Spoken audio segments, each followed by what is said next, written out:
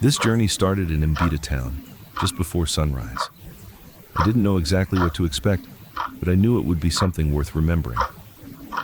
There's something about mornings by Lake Victoria. Everything feels still, quiet, almost untouched. The air is fresh, the water barely moves, and for a moment, time slows down. Standing there, watching the sun rise over the lake, it didn't feel like the start of a trip. It felt like the beginning of a story. As the town slowly wakes up, so does the journey. People begin to gather, some heading to work, others traveling across the lake. There's movement now, a quiet kind of energy.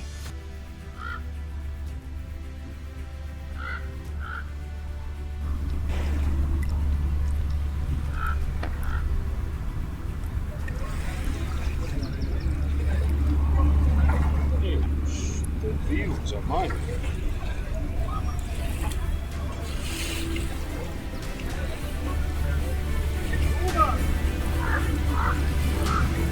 Nenda kwa ile nini ingine kwa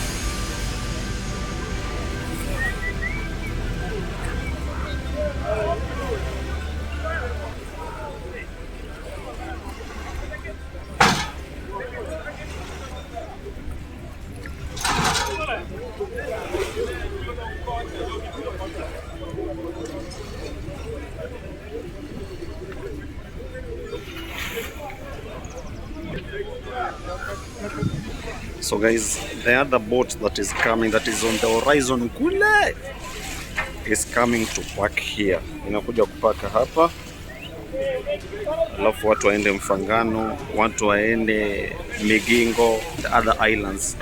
They are found at the horizon huko, kilometers away.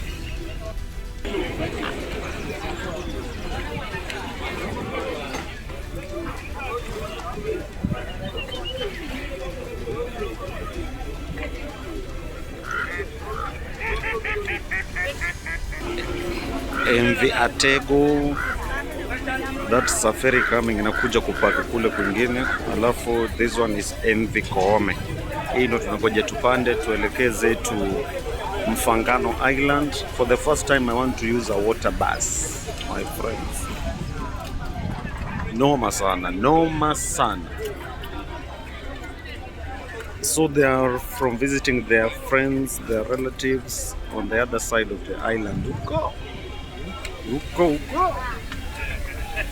So we also want to go and visit some relatives, the Abasuba, who are considered to be lawyers.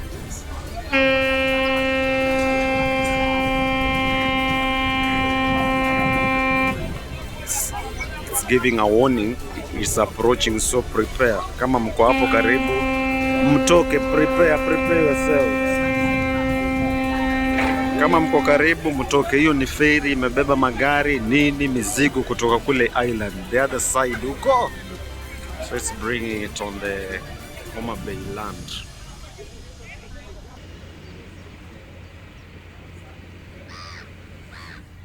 The engine starts, the water shifts, and slowly, Mbita begins to fade behind us.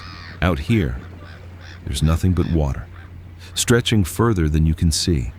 The sound of the engine, the rhythm of the waves, the wind against your face, it all blends into something almost meditative.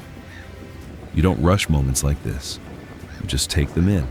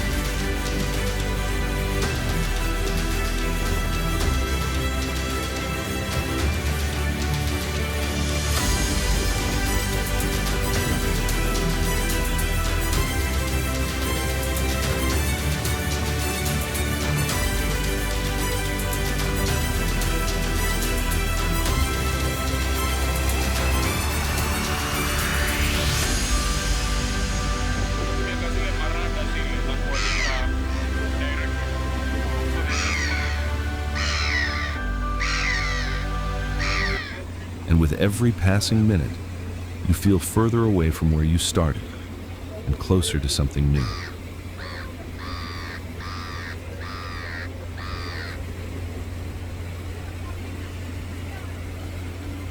So, this bridge inaingia kwa certain island hapa, lakini that is more closer to last time we slept inside. Last time we na light kulala.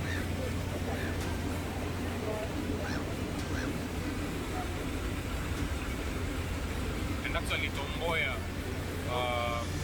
kwa museum yake huko ndani pia, so we will still have to do it.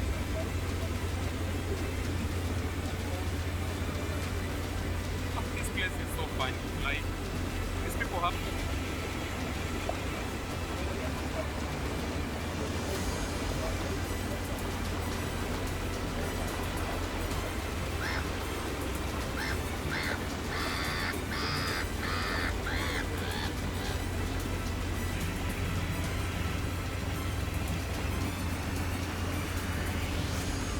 As we move deeper into the lake, the islands begin to appear.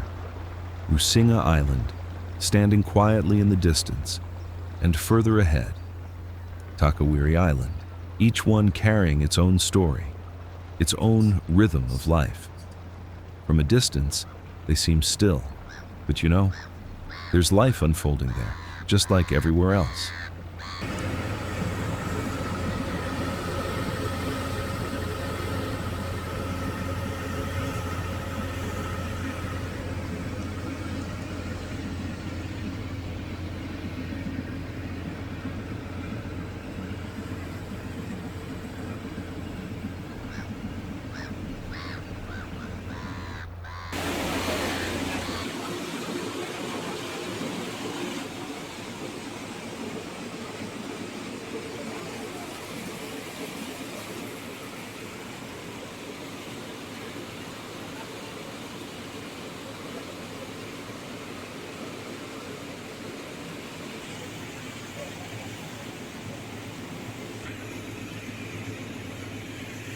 And in moments like this, you realize how much there is to see, beyond what you're used to. Eventually, land comes into view. Mfangano Island, the journey across the water ends, but another one begins. The shift is immediate, from open water to narrow roads, to the everyday rhythm of life on the island.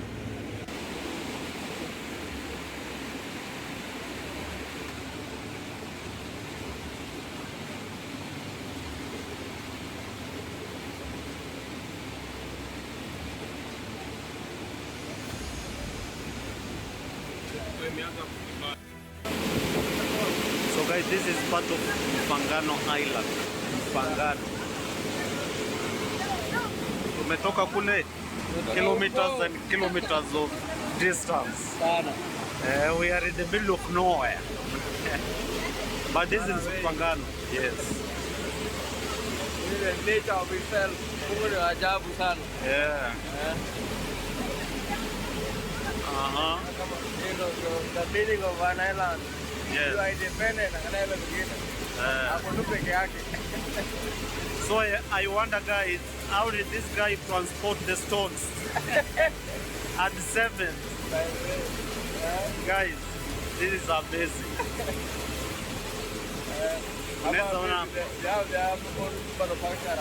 Yes, guys, kuna hapo nyumba inajengwa.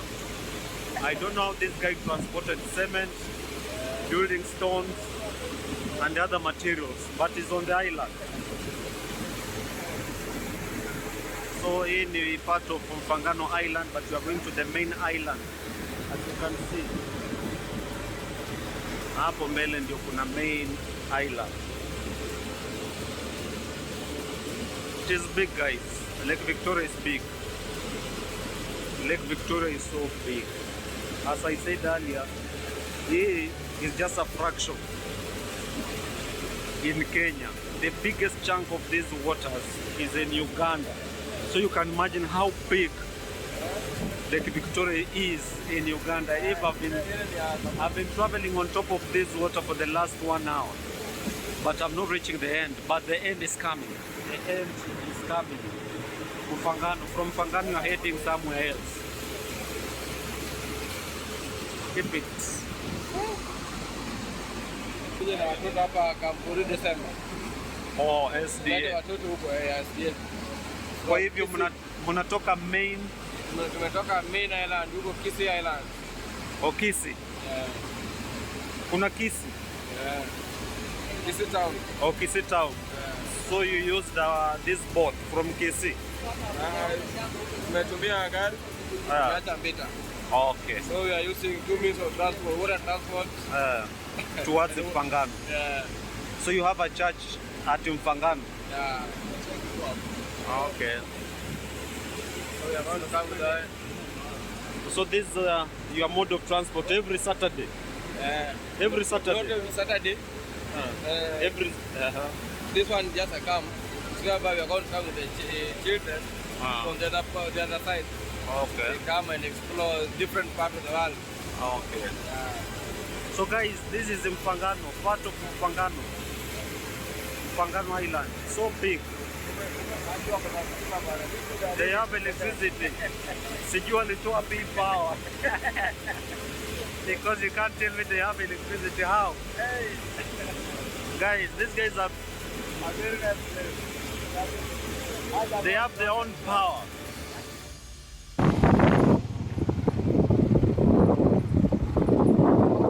On the back of a motorbike, the experience becomes more personal. You feel everything, the movement, the wind, the terrain. It's no longer just something you're watching. You're fully inside it. And then, the destination. Abasuba Community Peace Museum, a place that holds history, culture, and meaning. It's quiet here, but not empty. You can feel the stories, even without hearing them. And in a way, this is what the journey was leading to. Not just a place, but an understanding.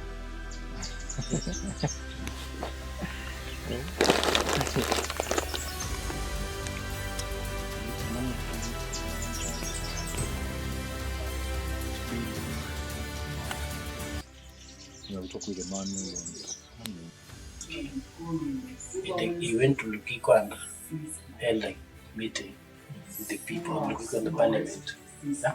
And he said that all the Abasuba people were going to be assassinated. Yeah? During the coronation ceremony. So when one of the Abasuba members had the information, he was called Mwembe. He went and leaked to the secret of Kiboya and told them the king is planning to do this. So for that, they decided to flee and they arrived on one of the following islands. Yeah. So when Kiboya and arrived here with along with Abasuba people, they went and found the Luos here. The Luos were already on this island, and they had to sign a treaty. That is the peace treaty, for them to be inside here. And then there's a slogan that goes, when you go to Roma, you do as the Roman says, meaning that they had to do the Roman custom, since they were assimilated. Yeah. That was between the 1700s. Yeah. So when they had now settled here on this particular island here, the Abasuba people now decided to explore the island. Yeah? And when they explore, they found the following caves, the rock sites, told about the rainmakers. Yeah? Have you heard of rainmakers? Yeah. So the people who performed the rainmaking, but when the battles were migrating, the subclass of Abasuba people, yeah? When they were migrating, this island also left Uganda with people inside it. So when the Luos, like I said before, they already occupied this place. When they went to do their daily economic activity, that is fishing, they saw some kind of fog, yeah, some white cloud, and then out, and the rain represented the rainfall. Let me say, like, for example, for you to know that how sure are you that the Yeah, these are very frequent weather. These are quite sad. Yeah. Let me take you back in the olden days. Women could participate in the war at times, whereby they would be given a large shield, yeah, a large spear, the fumo, and some kind of large armor body to wear. Yeah. But that when they even send around 3 women to go and invade the other communities, that is the Seki people, yeah, they will take their livestock from them, and then they will go back to their places. Yeah. On their way back, they will make sure they pass on where there is a large grassland. Yeah, there's a lot of grass. So when they be going back, they will make sure that they know that those people will be coming they will be following them. So to make these people now think that, to make these people to be afraid, since they had large sandals, yeah, they will make a lot of footprints, yeah, just walking all over, surrounding it. And after, when those people will be coming, they will be thinking, there are a lot of giants in this place. And also they will be thinking that once they step in, they will be in the trap. Yeah, they will be surrounded. So for that, they will go back. Yeah. And these women will treat their kettles. And the same women, when these people are now coming to attack them, these women will stand on top of a dark figure. Yeah? You will only see that dark figure. So with them, whenever they see that dark figure, they will see that it's a very tall giant standing on a rock on the top there. So it means whenever they see such kind of a thing, they will be thinking that if someone is up there, there may be more around the corner, waiting for them just to enter inside their trap. Yeah. And then the people who speak the Suba language are less than even 5,000. So you have people still speaking Suba language. So that's why there's a place called the BTL where the Bible, if you want to get that from the Bible, yeah? There's a place where people learning the Suba language. Yeah. With them and the people out the mainland. For those who are willing to know the Suba language. Because I'm willing, but just to know you, but not really to continue with your language. And if you see that it can be very difficult for their book. Some journeys take you far, others take you deeper, and sometimes they do both. This started as a simple trip, but it became something more. Before this journey comes to an end, there's something about this lake that stays with you. Lake Victoria is more than just a body of water. It's the largest lake in Africa and one of the largest freshwater lakes in the world, stretching across Kenya, Uganda, and Tanzania. It connects millions of lives in ways you don't always see at first glance. Out here, the lake is everything. It's a source of livelihood, a means of transport, and for many, it's part of everyday life. From the early mornings to the long journeys across the water, the rhythm of life moves with the lake. And as you travel across it, you begin to understand just how vast and how meaningful this place truly is. Special thanks to everyone who made this journey possible, the people, the places, and the moments along the way. And this is just the beginning.